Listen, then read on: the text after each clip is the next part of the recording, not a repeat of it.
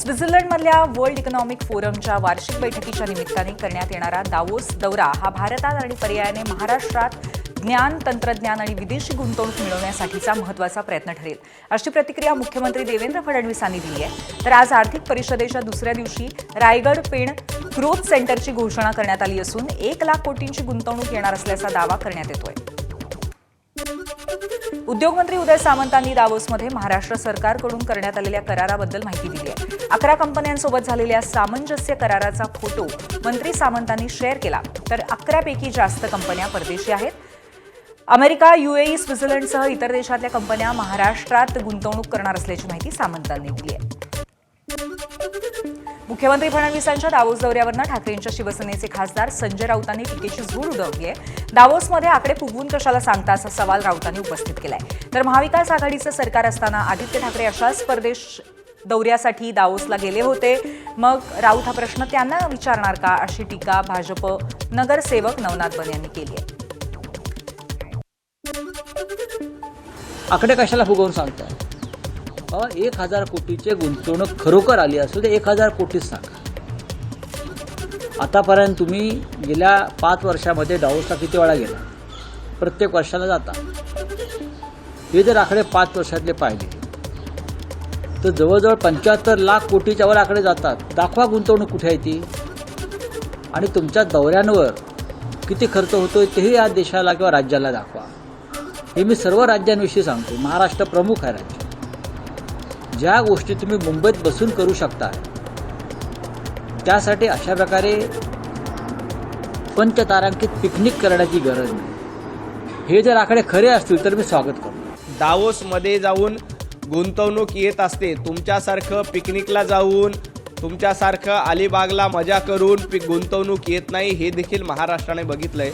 आणि तुमचा दावोसला एवढाच आक्षेप असेल तर आदित्य ठाकरे दावोसला कशासाठी गेले होते याचं उत्तर देखील एकदा दिलं पाहिजे।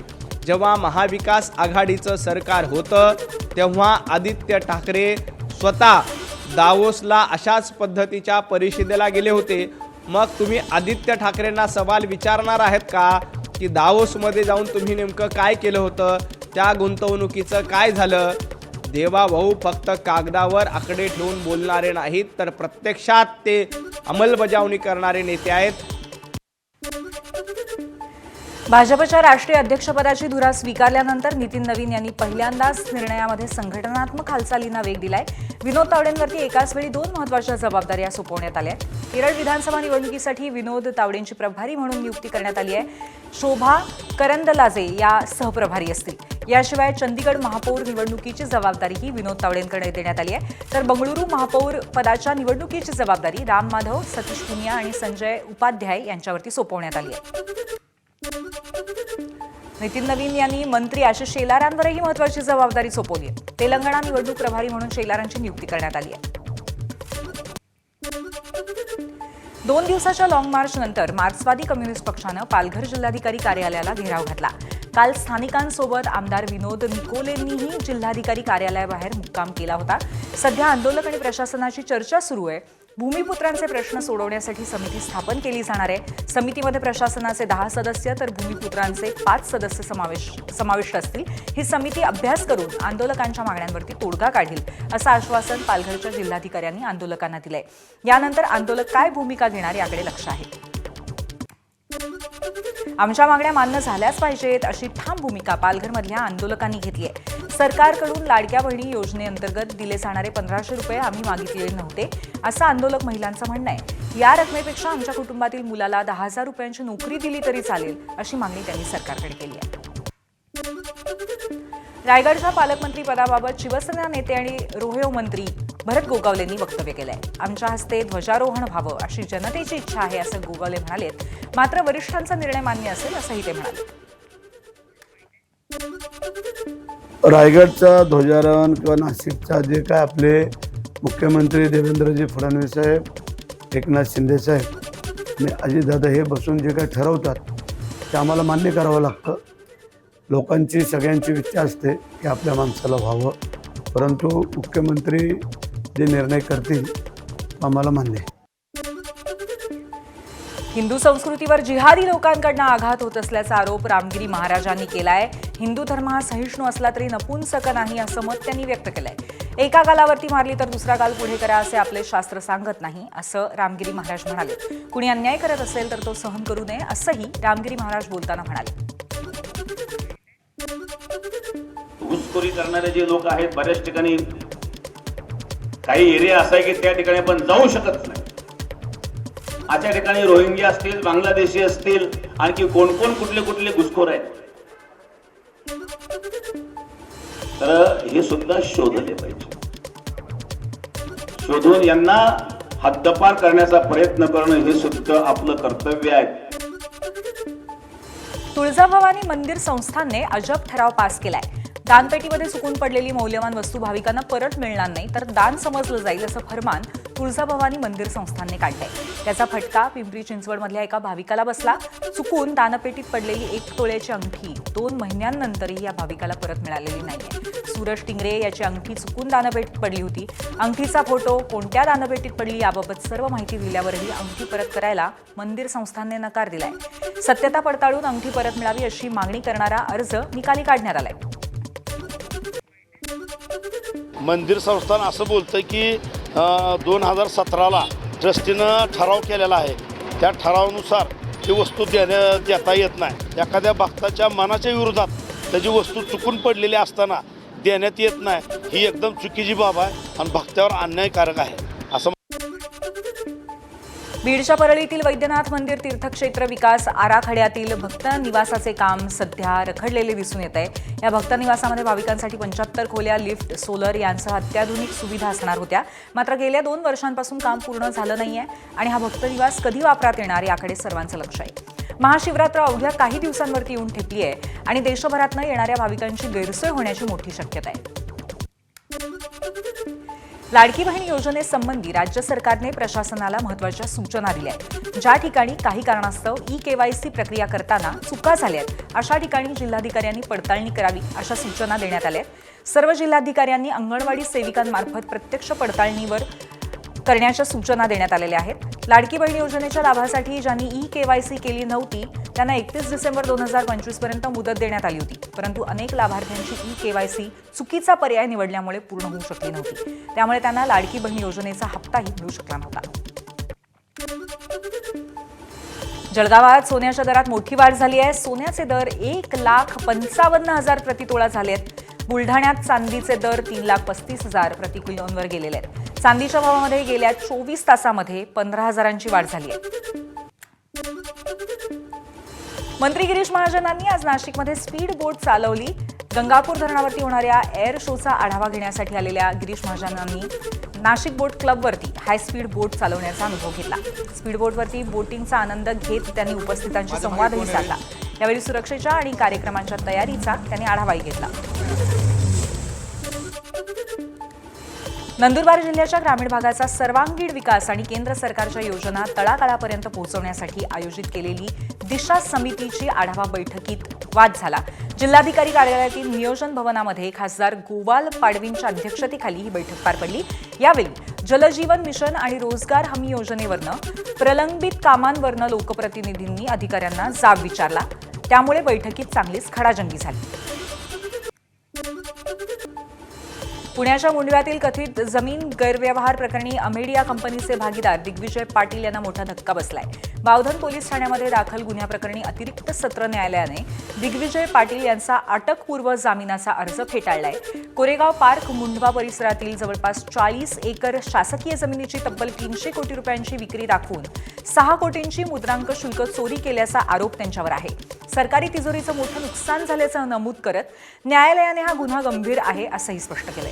त्यामुळे दिग्विजय पाटील यांना कोणत्याही क्षणी अटक होण्याची शक्यता आहे.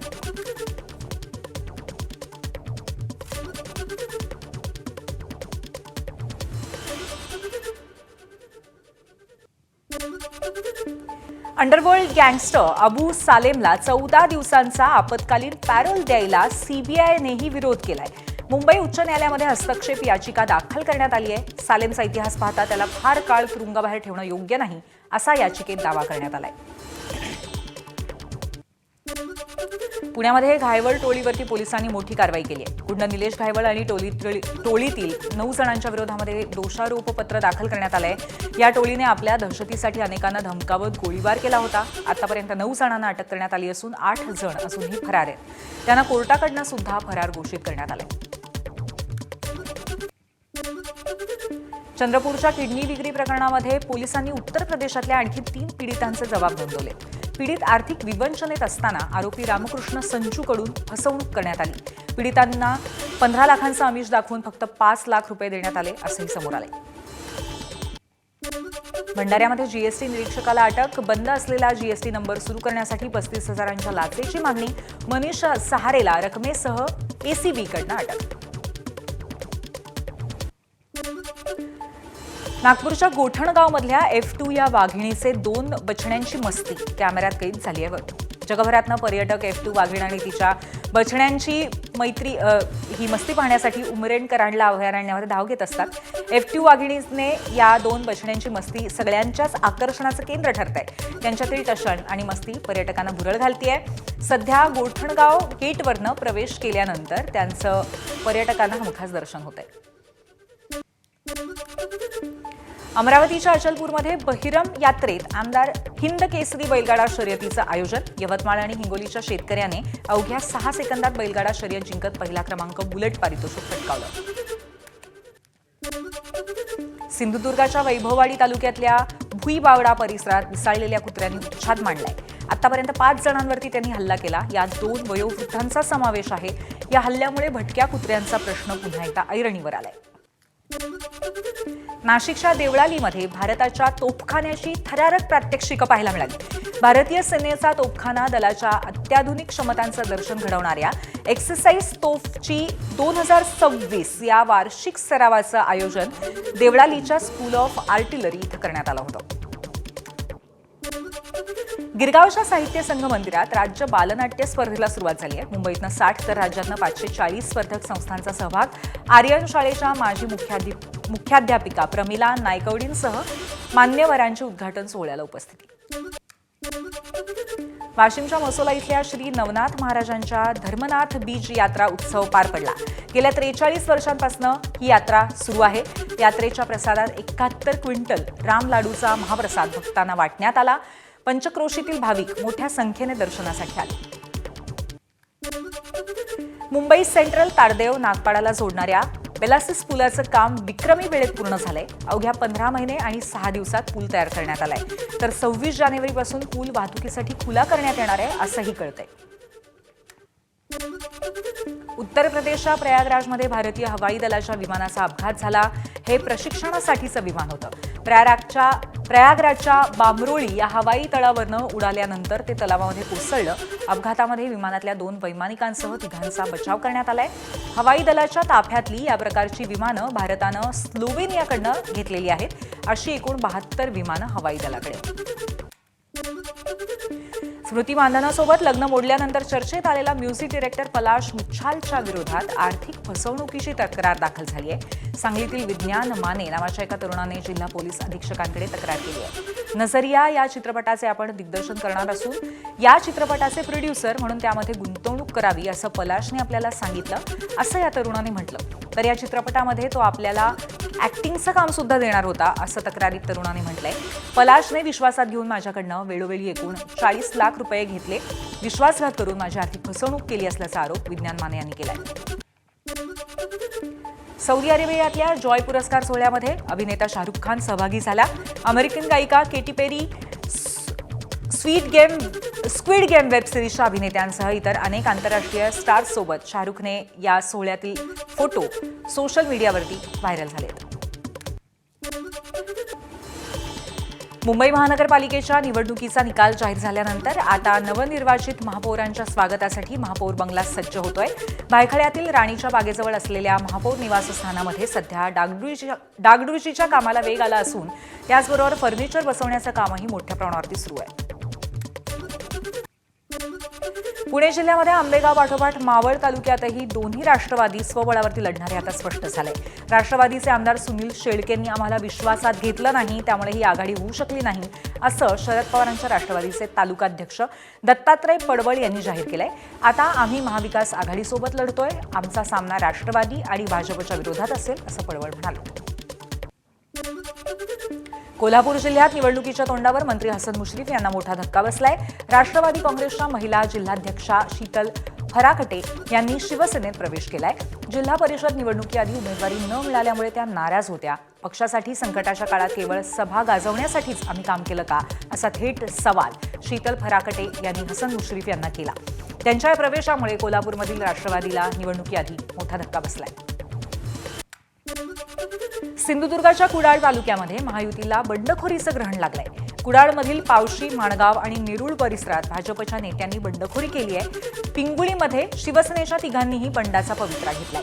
वेंगुर्ल्यातल्या आडेली जिल्हा परिषद मतदारसंघात रुक्मागत उर्फ समीर कुडाळकर, सावंतवाडीतील तळवडे मतदारसंघामध्ये भाजपचे प्रमोद कावडे, तर कणकवलीतील हरकुळ मतदारसंघामध्ये संतोष कानडे यांनी बंडखोरी केली आहे. निवडणुकीच्या तोंडावर वाढलेल्या या बंडखोरीमुळे महायुतीचं गणित बिघडण्याची शक्यता आहे. संभाजीनगरामध्ये महापौर पदासाठी भाजप आणि शिवसेनेत इच्छुकांची धडधड वाढली आहे. महापौर आरक्षण सोडतीत एसटी प्रवर्ग निघाल्यास भाजप शिंदे सेनेची कोंडी होणार आहे. भाजपला तर ओबीसी पुरुष किंवा एससी महिला प्रवर्गाचं आरक्षण सुटण्याची अपेक्षा आहे. एसटी प्रवर्गाला आरक्षण निघाल्यास दोन्ही पक्षांकडे एसटी प्रवर्गातील उमेदवार नाहीये. त्यामुळे बहुमत असूनही या दोन्ही पक्षांना महापौर पदावरती पाणी सोडावं लागण्याची शक्यता आहे. ठाकरेंच्या शिवसेनेकडे रशीद मामू एसटी प्रवर्गातून निवडून आलेत, तर एसटी महिला प्रवर्गासाठी एमआयएमच्या विजयश्री जाधव यांना महापौर म्हणून संधी मिळू शकते. त्यामुळे आरक्षण सोडतीकडे सर्वांचं लक्ष असेल. धाराशिव जिल्हा परिषद निवडणुकीसाठी महायुतीचं अखेर ठरलंय. भाजप आणि शिवसेना ही निवडणूक एकत्र लढणार आहेत, अशी माहिती शिवसेनेचे संपर्क प्रमुख राजन साळवी यांनी दिली आहे. पालकमंत्री प्रताप सरनाईक यांच्या मार्गदर्शनाखाली ही युती करण्यात आली आहे. शिवसेना जिल्हा परिषदेसाठी 55 पैकी 23 जागांवर, तर पंचायत समितीच्या 110 पैकी 51 जागांवरती उमेदवार देणार आहे. लोहाऱ्यामध्ये शिवसेनेचे लोकसभा अध्यक्ष आनंद पाटील यांच्या मातोश्री सुवर्णा सतीश पाटील यांनी शक्ती प्रदर्शन करत उमेदवारी अर्जही दाखल केलाय. धाराशिव जिल्ह्यामध्ये माजी मंत्री तानाजी सावंत यांना मोठा राजकीय धक्का बसलाय. त्यांच्या विरोधात पुतणे धनंजय सावंत यांनी बंड पुकारलाय. परांडा तालुक्यामध्ये जिल्हा परिषद आणि पंचायत समितीच्या निवडणुकांसाठी धनंजय सावंत हे स्वतंत्र उमेदवार म्हणून रिंगणात उतरले आहेत. या बंडखोरीमुळे जिल्ह्यातील राजकीय समीकरण बदलण्याची शक्यता आहे. एबीपी माझा, उघडा डोळे बघा नीट.